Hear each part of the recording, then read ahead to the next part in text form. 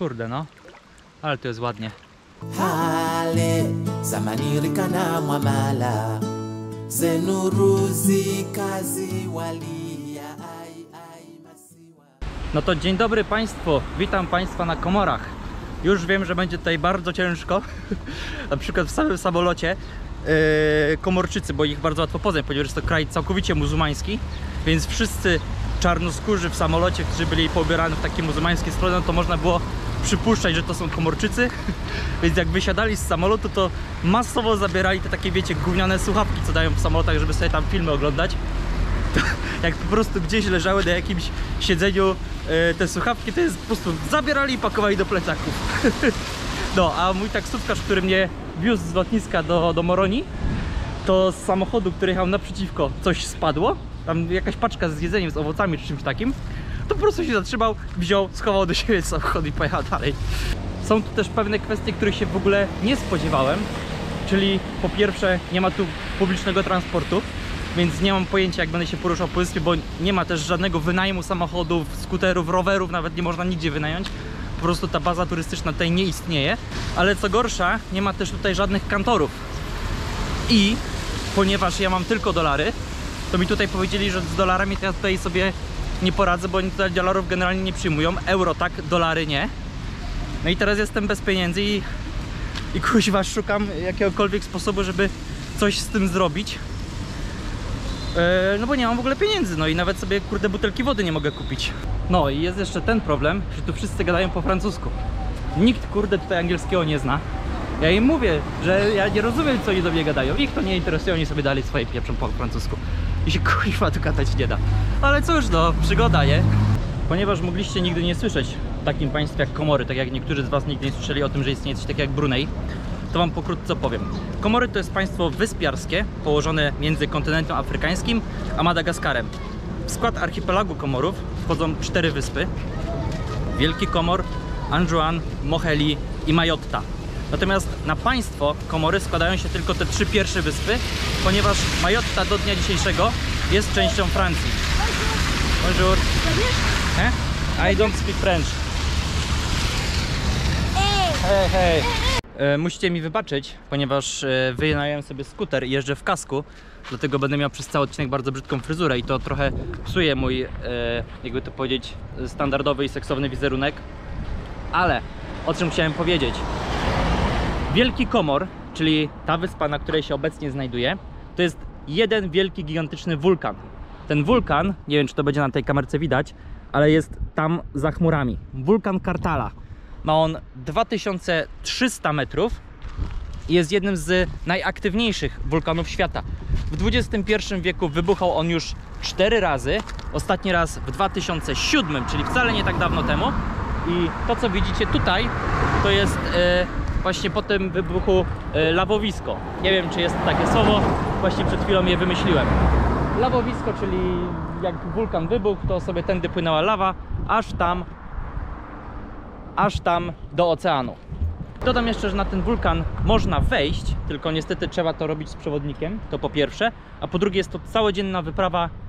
No a ja nie mam tyle czasu, także nie wchodzę na wulkan. Zresztą ja na wulkanach też już parę razy byłem, więc po co mam włazić na kolejny, co nie? Teraz wam coś... Kurde, ale mnie te włosy irytują. Teraz wam coś pokażę. Widać tutaj rozwalony samochód? Gdzie on jest? Tam widać kolejny. To jeszcze chwila. Tam w krzakach jest kolejny. Tutaj kolejne 2. I nie wiem tego. O, tam są jeszcze kolejne, widzicie? Tu. No, nie wiem tego, ale tak przypuszczam, że to są po prostu samochody, które się spaliły w trakcie ostatniego wybuchu wulkanu. Kurde, nawet ładnie tu, nie? Tutaj tak, a tutaj tak. Ładnie. No, bo jak sobie tak tym swoim skuterkiem jadę, to takie właśnie rozwalone samochody w krzakach są dosłownie co chwilę. Jest trochę problem, bo dojechałem na kraniec wyspy. O, tam widać, jest ocean. No i zużyłem pół baku paliwa. I po drodze nie było żadnej stacji benzynowej. No i teraz pytanie jest, czy zużyłem większą połowę, czy mniejszą? Bo jeżeli zużyłem większą połowę, to nie dojadę z powrotem. Wiem, że po drugiej stronie wyspy jest stacja benzynowa, tak z 30 km stąd. Ale czy będzie otwarta? To jest dobre pytanie. No skąd miałem wiedzieć, no? Pierwszy raz w życiu jeżdżę skuterem. Skąd miałem wiedzieć, że to ma taki mały bak? Komory to jest kraj bardzo konserwatywny, w pełni muzułmański, a mimo to widziałem dziewczynę, nastolatkę, tak nie wiem ile mogę mieć, z 15 lat, która na plaży zdjęła ten cały swój muzułmański strój i w samiuśkich gaciach wlazła do oceanu. I ja nie wiem, co o tym myśleć. Znaczy, generalnie mężczyźni mają problemy z wyciąganiem logicznych wniosków w momencie, gdy krew odpływa z mózgu. No, a ogólnie dziewczyny tutaj są, muszę przyznać, naprawdę bardzo, bardzo ładne. To połączenie urody arabskiej z afrykańską wychodzi naprawdę na plus. Dobra, mam ze sobą jedno z najdziwniejszych tankowań w życiu, bo po prostu stał sobie koleś przy drodze z taką ręczną pompką i tylko i wyłącznie w ten sposób pompał paliwo, ale kupiłem, w sensie powiedział, biorę albo 5 litrów, albo wcale. Okazało się, że 5 litrów to jest za dużo dla tego małego skuterka, więc wlał mi w butelkę. Tu mamy jedną butelkę, a tu mam jeszcze drugą butelkę. Także mam, myślę, że tyle paliwa, że mogę całą wyspę objechać dookoła.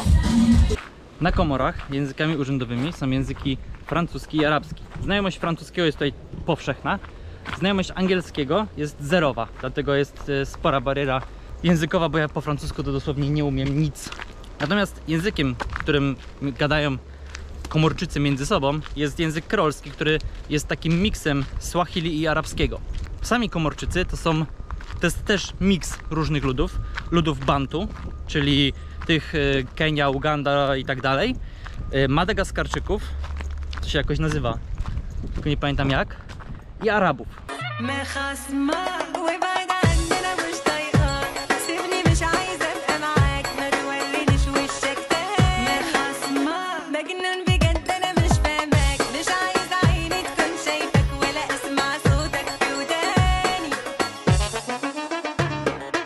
Komory eksportują wanilię, goździki i olejek ylang, z którego robi się perfumy.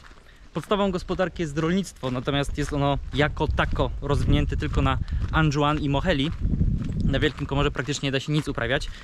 No i mimo wszystko i tak to rolnictwo tutaj nie zaspokaja nawet wewnętrznych potrzeb. Prawdziwym skarbem Komorów jest właśnie wspomniany olejek ylang, ponieważ 80% wszystkich perfum wyprodukowanych na świecie zawiera olejek pochodzący właśnie stąd, z Komorów.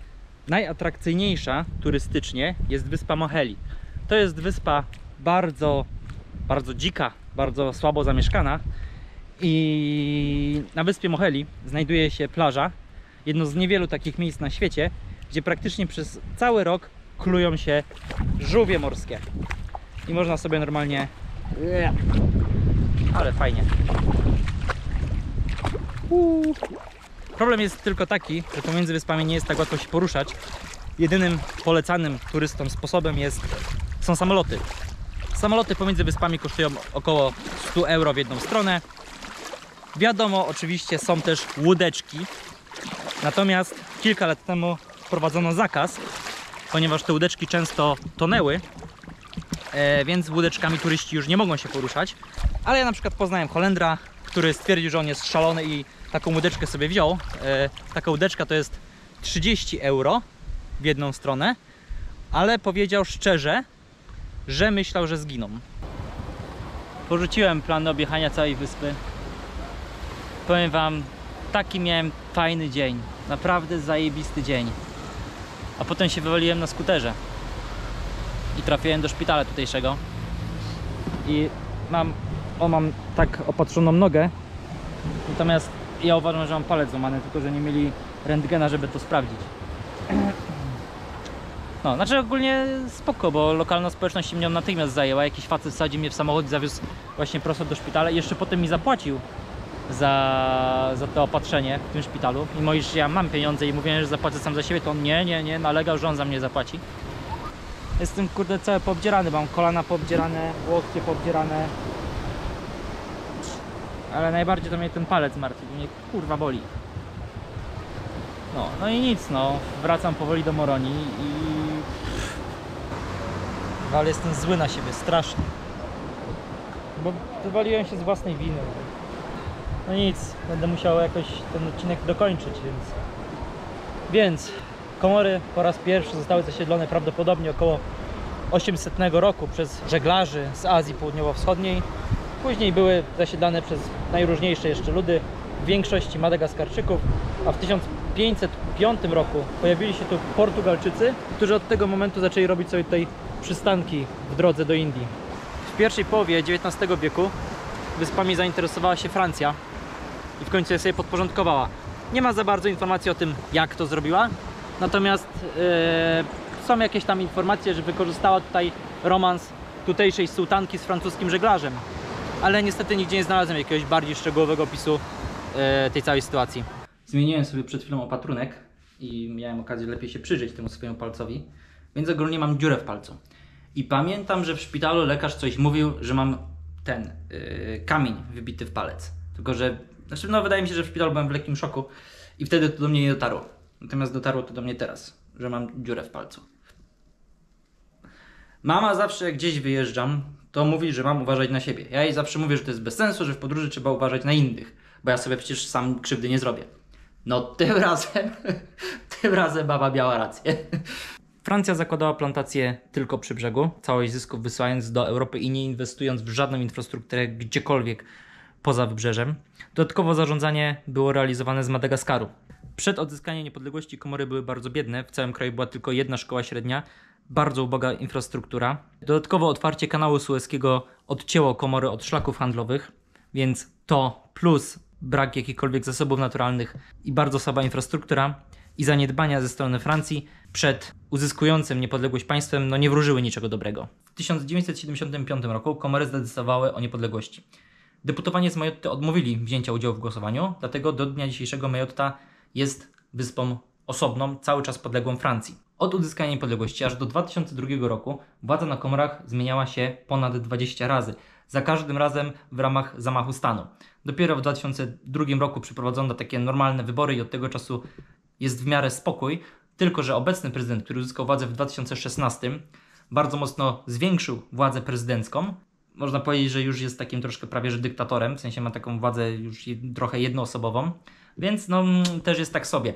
Poza tym chyba w 2008 roku Anjouan i Moheli się zbuntowały i ogłosiły samodzielnie niepodległość, potem to cofnęły, a w 2018 roku była taka mała wojna domowa, ponieważ gubernator, który rządził na Anjouan, odmówił po swojej skończonej decyzji oddania władzy, więc no, mieli taką małą wojnę domową. W sensie chodzi mi o to, że na Komorach władza zmienia się często i jest tu dość burzliwie. Źle powiedziałem. Anjouan i Moheli się odłączyły niby w latach 90., a ta wojna domowa była w 2008. Raz na jakiś czas Komory domagają się przyłączenia Majotty, ale w 2009 roku odbyło się referendum, no i mieszkańcy Majotty zdecydowali o tym, że chcą nadal być częścią Francji. Tylko że Komory mają dość duże poparcie tutaj w tym afrykańskim regionie, jeśli chodzi o przyłączenie Majotty, no ale raczej dopóki mieszkańcy sami o tym nie zdecydują, no to Majotta pozostanie częścią Francji. No nic, no siedzę już tutaj na lotnisku w Komorach i czekam na lot do Polski. Myślę, że pierwsze co zrobię, jak już w końcu wrócę do kraju, to pójdę jednak do lekarza, bo tutaj się okazuje, że oni nie robią prześwietleń, w sensie ogólnie te szpitale. Koleś mi powiedział, że tutaj praktycznie nie ma takiego porządnego szpitala, są tylko takie pseudo-przychodnie, w których po prostu ci nakleją plaster i puszczą do domu. Więc muszę wrócić i pójść do normalnego lekarza. No cóż, tak mam trochę pecha ostatnio, że jak nie sraczka, to wypadek na skuterze i tyle. Dobra, żegnam się z wami, do zobaczenia w kolejnym odcinku, kiedyś tam i gdzieś tam. Cześć!